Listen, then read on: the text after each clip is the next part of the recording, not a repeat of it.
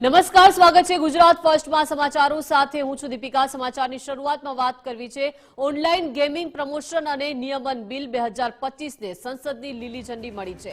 લોકસભા બાદ રાજ્યસભામાં પણ આ બિલ પસાર થયું છે। નવા બિલ મુજબ ઓનલાઈન મની ગેમિંગ સેવાઓ પૂરી પાડતી કોઈ પણ વ્યક્તિને મહત્તમ 3 વર્ષની જેલ, 1 કરોડ રૂપિયા સુધીનો દંડ અને બંને થઈ શકે છે। આ સેવાઓની જાહેરાત કરનારાઓને 2 વર્ષ સુધીની જેલ અથવા તો 50 લાખ સુધીનો દંડ થઈ શકે છે। સાથે જ સ્વાભાવિક મની ગેમ માટે ટ્રાન્ઝેક્શન સુવિધાઓ પૂરી પાડતી બેંકો અને નાણાકીય સંસ્થાઓ પણ 3 વર્ષ સુધીની જેલ અથવા તો 1 કરોડ સુધીના દંડને પાત્ર રહેશે। ઓનલાઈન મની ગેમિંગ પ્લેટફોર્મ ફક્ત રમતો નથી, તેના બદલે તે લોકોને માનસિક જાળમાં પણ ફસાવે છે અને લોકો તેના વ્યસની બની જાય છે। તેમને આર્થિક નુકસાન પણ થાય છે।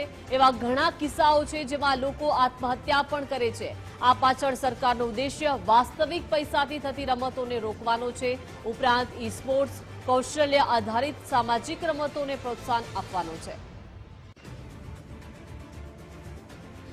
माननीय मोदी जी ने जो बहुत बड़े बड़े लेजिस्लेशन आम गरीब लोगों को ध्यान में रखकर किया, उसमें ऑनलाइन गेमिंग एक बहुत ही फार रीचिंग लेजिस्लेशन।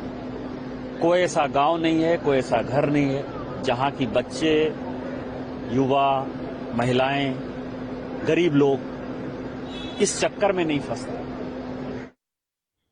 વધુ માહિતી સાથે સહયોગી વિજય દેસાઈ લાઈવ જોડાઈ ગયા છે। વિજય, ઓનલાઈન ગેમિંગ પ્રમોશન અને નિયમન બિલ 2025ને સંસદની લીલી ઝંડી મળી ગઈ છે, એટલે કે હવે રૂપિયાથી રમાતી ગેમો પર લગામ લાગશે। કેવી અસરો જોવા મળશે આગામી દિવસોમાં?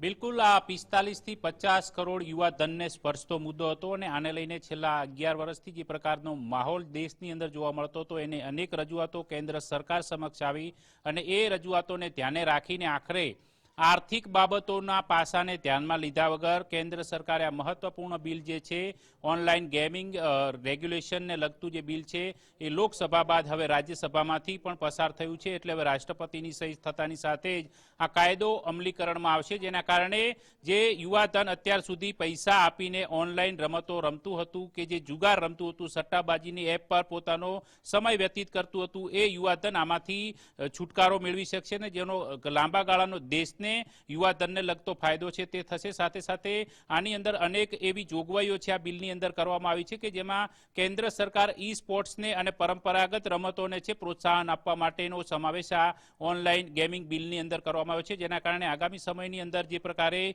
ઓલિમ્પિક્સને લઈને ભારત તૈયારીઓ કરી રહ્યું છે તેની અંદર એ દિશાની અંદર પણ એક મહત્વપૂર્ણ પગલું સાબિત થઈ શકે છે આ બિલ। આ બિલની રજૂઆત કરતી વખતે કેન્દ્રીય મંત્રી અશ્વિની વૈષ્ણવે અનેક પાસાઓને રજૂ કર્યા હતા, જેની અંદર ચર્ચાની માંગ કરવામાં આવી હતી, પરંતુ વિપક્ષનો એક તરફ બિહાર સર સહિતના મુદ્દાઓ પર જે હોબાળો હતો એ હોબાળા વચ્ચે આખરે ગઈકાલે લોકસભા બાદ આજે રાજ્યસભામાંથી આ બિલ પસાર થયું છે। આ બિલની અંદર અનેક કાયદાકીય જોગવાઈઓ છે કે જેની અંદર આ પ્રકારે પૈસા લઈને ગેમિંગ સેવાઓ પૂરી પાડતી જે એપ્લિકેશનો છે એ એપ્લિકેશનો જો આ પ્રકારના કૃત્ય કરશે તો તેમની સામે 1 કરોડ રૂપિયા સુધીના દંડની જોગવાઈ સાથે 3 વર્ષની સજાની જોગવાઈ છે। સાથે સાથે જો આ પ્રકારની કોઈ પણ પ્રકારની જાહેરાતો કરશે જે મની ગેમને લઈને, એવા વિજ્ઞાપનદાતાઓ સામે, વિજ્ઞાપન કરનારાઓ સામે પણ 50 લાખ રૂપિયાના આર્થિક દંડની સાથે 2 વર્ષની સજાની જોગવાઈ છે। વારંવાર આ પ્રકારનું જે નિયમ ઉલ્લંઘન કરવા પર 5 વર્ષ સુધી સજા અને 2 વર્ષ રૂપિયાના દંડની પણ જોગવાઈઓ કરવામાં આવેલી છે। સાથે જે આ પ્રકારના જે નાણાકીય ટ્રાન્ઝેક્શનો પૂરા પાડતી જે બેન્કિંગ સેવાઓ છે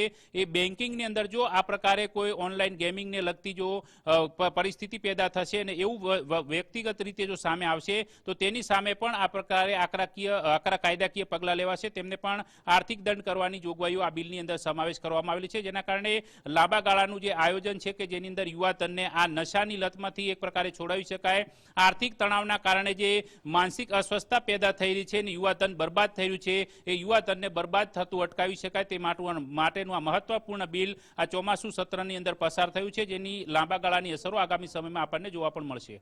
જી બિલકુલ, આભાર વિજય, વિગત સાથે જોડાયા તે બદલ।